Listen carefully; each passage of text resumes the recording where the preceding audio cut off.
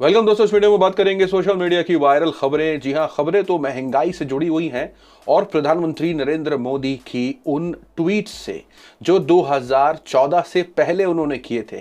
क्या कुछ कहा था वो आपके साथ शेयर करेंगे। साथ ही साथ शेयर करेंगे आपके साथ कि किस तरीके से अनभक्तों के खेमे में सन्नाटा है, गोदी मीडिया में सन्नाटा है और किस खबर को लेकर सन्नाटा है। इस वीडियो में उस खबर को सुन करके आपके होश उड़ जाएंगे। अभी नहीं बताऊंगा वरना सस्पेंस खत्म हो जाएगा। साथ साथ शेयर करेंगे आपके साथ एक और खबर वायरल है कि कबाब जिहाद। जी हां, अब जिहाद को जिस तरीके से जिस ऊंचाइयों पर लेके ये जा रहे हैं, अब निकल के आया है कि अब मुसलमान सिर्फ आम जिहाद नहीं, कबाब जिहाद भी कर रहे हैं। क्या है पूरी खबर, शेयर करेंगे आपके साथ। सबसे पहले शुरुआत करते हैं महंगाई को लेकर के। जी हां, सिलेंडर 25 रुपए महंगा, दूध 2 रुपए महंगा, तेल में लगी आग, सरसों तेल महंगा, एटीएम के चार्जेस बढ़े, आज से गाड़ियां महंगी। इस महंगाई को लेकर सोशल मीडिया पर हंगामा है और इस हंगामे में जिस तरीके से प्रधानमंत्री नरेंद्र मोदी के पुराने ट्वीट्स का इस्तेमाल हो रहा है, एक एक करके आपके साथ शेयर करेंगे। जी हां, जिस तरीके से प्रधानमंत्री नरेंद्र मोदी ने महंगाई को लेकर के पिछली बार यानी 2014 से पहले जब वो प्रधानमंत्री नहीं थे, जब वो मुख्यमंत्री थे गुजरात के, तब उन्होंने क्या कुछ लिखा था आपकी स्क्रीन पर।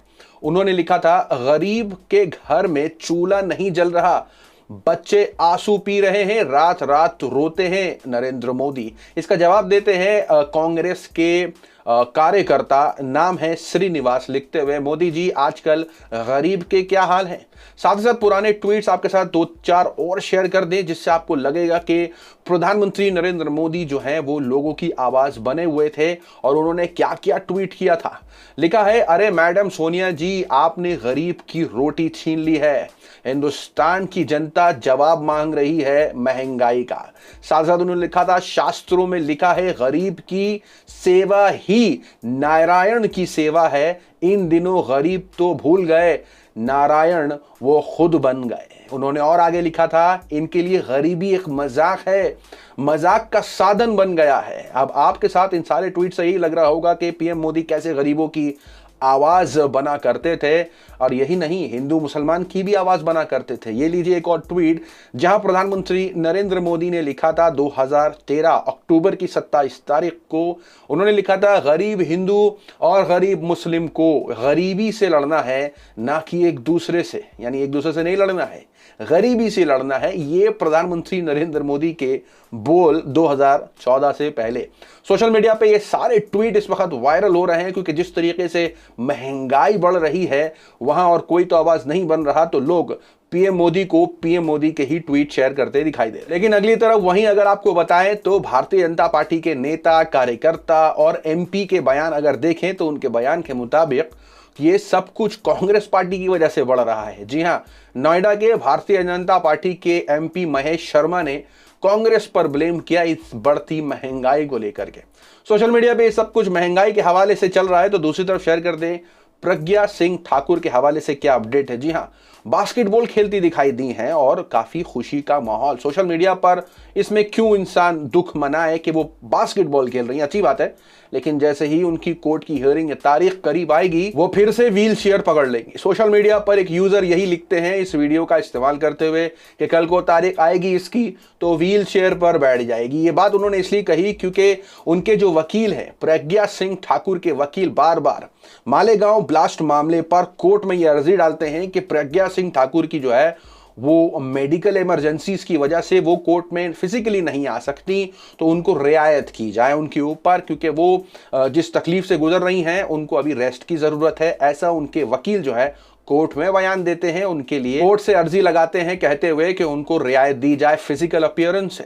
तो सोशल मीडिया पे उनकी इस बास्केटबॉल खेलते हुए जो वीडियो है वो वायरल हो जाती है। वहीं दूसरी तरफ कल अलीगढ़ के एक मंदिर के अंदर बजरंग दल के नेता एक्टिविस्ट घुस करके उन्होंने एक वाटर कूलर के ऊपर लगे फाउंडेशन स्टोन को तोड़ डाला।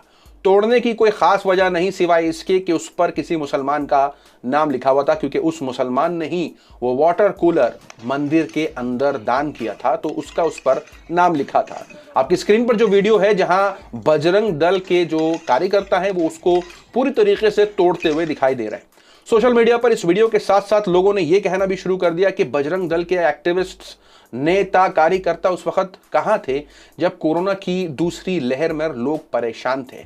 यह बात कहने के बाद हमने भी थोड़ी रिसर्च करनी शुरू करी कि क्या बजरंग दल के किसी एक्टिविस्ट ने, किसी कार्यकर्ता ने कुछ तो किया हो कोरोना की महामारी से लोगों को बचाने के लिए, उनकी सहायता करने के लिए। तो एक खबर नहीं है जहां बजरंग दल के किसी भी एक्टिविस्ट ने किसी शव को जलाने में, किसी की मदद करने में मदद करी हो, किसी को खाना पहुंचाने में मदद करी हो, किसी को ऑक्सीजन पहुंचाने में मदद करी हो। तो बजरंग दल का इन मदद करने वालों के नामों में से एक भी नाम हमें तो इस वक्त नहीं मिला है सोशल मीडिया पर या न्यूज एजेंसी के अंदर, जहां यह कहा जाए कि बजरंग दल के नेता, एक्टिविस्ट ने कुछ लोगों की सहायता करी थी। लेकिन जिस तरीके से कोरोना के मामले नीचे आने लगे, ये वापस से उस नफरत को फिर से फैलाते हुए दिखाई देने लगी। जहां एक शांति बनी हुई थी उस मंदिर के अंदर, जबरदस्ती घुस करके उन्होंने उस फाउंडेशन स्टोन को तोड़ डाला। सोशल मीडिया पे लोग ये शेयर करने लगे कि ये उस वक्त कहां थे जब लोग मदद मांग रहे थे। वहीं दूसरी तरफ शेयर कर दें आपके साथ सिख लड़की के हवाले से नया अपडेट। 2 लड़कियों के तो बयान वायरल आप देख चुके हैं। उन्होंने खुद कबूला है, उन्होंने अपनी मर्जी से इस्लाम कबूल किया है, अपनी मर्जी से उन्होंने शादी करी है। तो उन्होंने उन लोगों के मुंह पर ताला लगा दिया जो ये कह रहे थे कि उनका जबरदस्ती धर्म परिवर्तन हुआ है, जबरदस्ती उनकी शादी करा दी गई है। अब इसके बाद तीसरी लड़की जिसकी शादी करा दी गई थी, पहले तो उसकी शादी हो रखी थी, उसने इस्लाम धर्म कबूल किया था, लेकिन सिख कम्युनिटी ने उसको उसके घर से जहां उसकी शादी हो रखी थी उठा करके उसको अपनी कम्युनिटी के किसी लड़के से शादी करा दी। मतलब एक लड़की की 2 शादियां। अब इसके बाद उस लड़की का एफिडेविट सामने आया है। उस एफिडेविट के बयान के मुताबिक, यानी लिखित में उस लड़की ने दिया, जहां उसने खुद को बोला है कि अपनी मर्जी से वो इस्लाम धर्म कबूल कर रही है। कल जिस तीसरी सिख लड़की की सिख युवक के साथ शादी कराई गई थी, अब उसका एफिडेविट सामने आया है, जिसमें दावा किया है कि उसने अपनी मर्जी से अपना धर्म बदला, अपना मुस्लिम नाम रखा। कोर्ट में एफिडेविट के साथ ही उसने निकाहनामा भी जमा करवाया, जिसके मुताबिक 2 लाख के महर पर 5 जून 2021 को हुई थी शादी। अब जैसे कि आपने इस खबर को सुन ही लिया तो आपको पता चला होगा कि किस तरीके से घोर पाप होता दिखाई दे रहा है, जहां सिर्फ इज्जत और पॉलिटिक्स के नाम पर लोग कैसे जान के साथ खेलते दिखाई दे रहे हैं। वहीं दूसरी तरफ अन्य भक्तों के हवाले से क्या खबर है वो मैं आपके साथ शेयर कर देना चाहता हूं। हम सभी को पता है कैसे अन्य भक्त इस्लाम को टारगेट करते हैं, मुसलमानों को टारगेट करते हैं, प्रॉफिट मोहम्मद की जिंदगी को टारगेट करते हैं, ना जाने कुरान, हर चीज पर वो टारगेट करते हैं। उनका एक ही मकसद है, वो कैसे इस्लाम के बारे में और मिसअंडरस्टैंडिंग लोगों के जहन में फैलाएं। और इसमें कहीं ना कहीं मुसलमान भी साथ देते हैं, क्योंकि ऐसे जज्बाती मुसलमान हैं जिन्हें दिन का कोई ज़्यादा इल्म नहीं है, तो वो भी आग में घी का काम करते हैं, लड़ भिड़ लेते हैं, तो पूरा मामला बिगड़ जाता है। ये खबर जो मैं शेयर करने वाला हूँ राजस्थान से जुड़ी हुई है। गोदी मीडिया में सन्नाटा है, अनभक्तों के खेमे में सन्नाटा है, क्योंकि ये खबर है ही ऐसी, क्योंकि वो खुद भी नहीं कहेंगे। 52 साल के ससुर ने 29 साल की बहू से किया प्यार, अपने बेटे के साथ तलाक कराने के बाद खुद कर ली शादी। और ये सिर्फ खबर ही नहीं है, इसका पूरा इंटरव्यू आया है। जी हाँ, वो इंटरव्यू का लिंक आपको डिस्क्रिप्शन में मिल जाएगा, जहां आप जाकर के वो देख सकते हैं कैसे बहू खिलखिला रही है, कैसे ससुर खिलखिला रहे हैं। अपने बेटे से तलाक करा दी उस लड़की की, यानी जो पहले उनकी बहू थी। उसके 2 बच्चे थे, एक 7 साल के, एक 5 साल की। और उसके बाद भी ससुर ने अपने बेटे से तलाक करा दी। क्या उम्र है आपकी? मेरी 52 साल। 52 साल। आपकी क्या उम्र है जी? 29 साल है। तुम असल पहले बताओ हैं? एक मिनट। हाँ जी, शादी आपने कर ली? हाँ, शादी कर ली। शादी कर ली ना? इस वीडियो की पूरी लिंक चाहिए तो डिस्क्रिप्शन में मिल जाएगी। लेकिन सवाल वही है कि गोदी मीडिया क्यों शांत है, अनभक्तों के खेमे में क्यों सन्नाटा है। यही खबर अगर मुसलमानों के हवाले से होती तो क्या वो चुप रहते? असल सबसे बड़ा सवाल यही है, क्योंकि यही लोग हैं जब प्रॉफिट मोहम्मद की जिंदगी पर सवाल उठाते हैं, जबकि उन्होंने अपने सगे बेटे की कोई उसकी बहू से अपनी शादी नहीं करी थी, जबकि वो मुंह बोला बेटा था। वो एग्जाम्पल रखना चाहते थे दुनिया के सामने कि सगा सगा होता है, मुंह बोला मुंह बोला, मुंह बोला अपना नहीं हो जाता, सगा अपना होता है। लेकिन जिस तरीके से सगे बेटे की बीवी से ससुर ने शादी कर ली तलाक करा करके, क्या ये एक बहुत बड़ा अपराध नहीं था? सबसे बड़ा सवाल यहाँ अनभक्तों के लिए जोरदार तमाचा भी है। गोदी मीडिया जो शांत है, इसको लेके सोशल मीडिया पर चर्चा। तो वहीं दूसरी तरफ शेयर कर दे कि एक और खबर निकल के आई, जहां कबाब जिहाद है। कबाब जिहाद, जमीन जिहाद, लव जिहाद, न जाने क्या क्या जिहाद है ये। अब कबाब जिहाद खबर निकल के आई, जहां यूके के एक रेस्टोरेंट में 2 ओनर, और उनकी साजिश ये है कि वो 2 अलग अलग जगह खाना बनवाते थे। और खाना अलग अलग जगह बनवाने की पीछे वजह एक ही कि एक खाना गंदा बनाओ और दूसरा अच्छा बनाओ।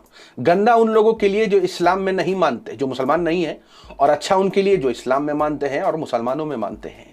खबर वायरल हुई, इस खाने को खा करके लगभग नॉन मुस्लिम 150 लोग की तबीयत खराब हो गई। खबर मैंने अभी तक इसकी कोई पुष्टि नहीं करी, मैं सिर्फ खबर शेयर कर रहा हूं आपके साथ। जो तारिक फतेह जैसे लोगों ने इसको शेयर किया, न जाने पिछले साल जब तबलीगी मामले पर मीडिया पूरा मुहिम चला रही थी, उस दौरान भी इस खबर ने आग में घी का काम किया था। जी न्यूज ने भी इस पर तड़का लगा दिया। जी न्यूज ने जिस तरीके से इस खबर को चलाया, आपकी स्क्रीन पर जहां लिखा है गैर धर्म के लोगों के साथ करते थे नीच हरकत, ऐसे सामने आया सच। और जिस न्यूज आर्टिकल का इन्होंने सहारा लिया था वो आप ही जानते होंगे किसने क्या छापा। लेकिन क्या ये खबर सच है? तो आपकी स्क्रीन पर वो रिपोर्ट जो बीबीसी द गार्जियन ने छापी, जिसके अंदर कोई भी एंगल रिलीजियसली किसी को बीमार करने का नहीं था, ना ही खाने दो अलग जगहों पर बनते थे। इल्जाम उन दोनों ओनरों पर इस बात का कि दो अलग अलग जगह खाना बनवाते थे। एक खाना गंदा बनवाते थे, यानी उसमें इंसानी गू मिला करके बनाते थे खाने को, तो दूसरी तरफ अच्छा खाना, वो खाना जिसमें गू मिला होता था वो दे देते थे नॉन मुस्लिम्स को, और जो अच्छा होता था वो मुस्लिम्स को। तो कोर्ट ने जब इस पर पूरा फैसला सुनाया तो यहां उन्होंने दो अलग खाना बनने पर कोई चर्चा नहीं करी कि धर्म के आधार पर इन खानों को बनाया जाता था, इस पर भी कोई चर्चा नहीं करी।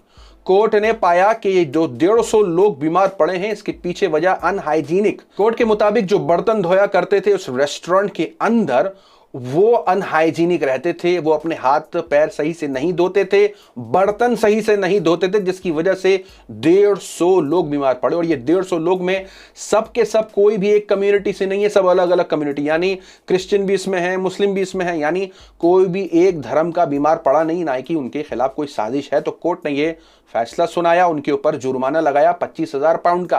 लेकिन मीडिया में अभी भी इस खबर को लेकर के चर्चा है। 2015 में ही इस पूरे मामले का फैसला सुना दिया था कोर्ट ने, लेकिन अभी भी 6 साल बाद भी इस मामले को चलाया जा रहा है। क्या वजह हो सकती है? तो वजह मुझे नहीं लगता आपको बताने की जरूरत है, क्योंकि नफरत फैलाना मकसद है, और इस नफरत के तहत ही इस वक्त सोशल मीडिया पे ये खबर वायरल है, जो कि 6 साल पुरानी, और इसका ताल्लुक किसी भी धर्म से नहीं है, जिस तरीके से मीडिया और आईटी सेल चलाता दिखाई दे रहा है। लेकिन वहीं अगर आपसे बात करें अनहाइजीनिक की, तो न जाने भारत में ऐसे कितने रेस्टोरेंट हैं जिन रेस्टोरेंट्स के किचन में कॉकरोच पाए जाते हैं। तो 5 स्टार होटल्स के किचन को देखा जाता है, उनके खानों को देखा जाता है, तो कहीं बासी खाने खिलाए जाते हैं तो कहीं अनहाइजीनिक। लेकिन यहां वो धर्म का कोई कनेक्शन सामने नहीं आता, क्योंकि मेजॉरिटी ये जो होटल्स होंगे वो किसी हिंदू के होंगे। लेकिन अगर वहीं किसी मुसलमान के रेस्टोरेंट से ऐसी खबर आती है तो उसको चटपटा बना करके, धर्म के खिलाफ बना करके कि ये साजिश है इन लोगों की, ऐसा चला दिया जाता है। सोशल मीडिया पे ये सारी खबरें काफी वायरल है। आपकी अपनी क्या राय है? कमेंट में जरूर बताएं। मिलते हैं आपसे अगली वीडियो में, तब तक के लिए अपना ख्याल रखें।